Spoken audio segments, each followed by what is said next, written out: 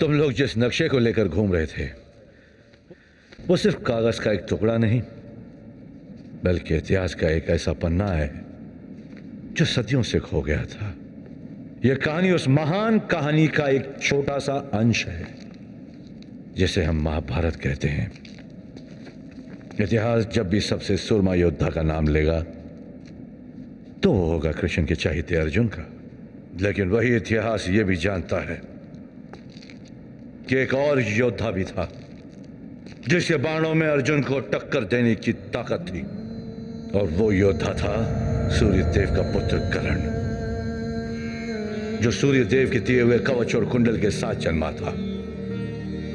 ऐसे कवच और कुंडल जिनके दिव्य वरदान ने कर्ण के बाजुओं में इतना बल भर दिया कि देवता भी उसकी ताकत के सामने कांपते थे, जिनकी शक्ति इतनी थी कि ब्रह्मांड के तीनों लोकों में ऐसा कोई अस्त्र नहीं बना था जो कर्ण के शरीर से उसकी आत्मा को अलग कर सके। क्योंकि जब तक सूर्य देव का आशीर्वाद सूर्य की किरणें या चंद्रमा की रोशनी बनकर कवच और कुंडल को शरण दे रहा था, उनका पुत्र अमर था।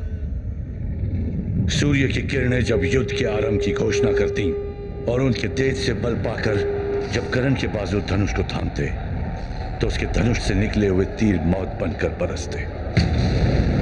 कर्ण के इस वरदान का कहर जब पांडवों की सेना पर टूटा तब कृष्ण को एहसास हुआ कि कर्ण की शक्ति का जवाब रणभूमि में देना असंभव था। वो जानते थे कि कर्ण दानवीर था और स्नान के बाद भिक्षा में जो कुछ भी कर्ण से मांगा जाता वो उसे देने से इनकार नहीं करता।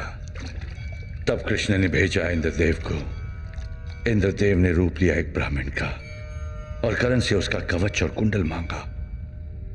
इंद्रदेव की ये चतुराई कर्ण ने पहचान ली, लेकिन फिर भी उस दानवीर ने उन्हें कवच और कुंडल देकर महाभारत के युद्ध की काया पलट दी। इस घटना के बाद ना ही कोई ग्रंथ ना ही कोई गाथा दोबारा कभी कवच का वर्णन करती है, परंतु कुछ कहानियां ऐसी भी होती हैं जो लिखी नहीं पुश्तों से बताई जाती हैं। और ऐसी ही एक कहानी ये थी कि स्वर्ग तक जाने से पहले इंद्रदेव ने धरती पर हिमालय के पर्वतों में एक समाधि बनाई जहां कर्ण का कवच और उसके कुंडल हमेशा के लिए रख दिए गए।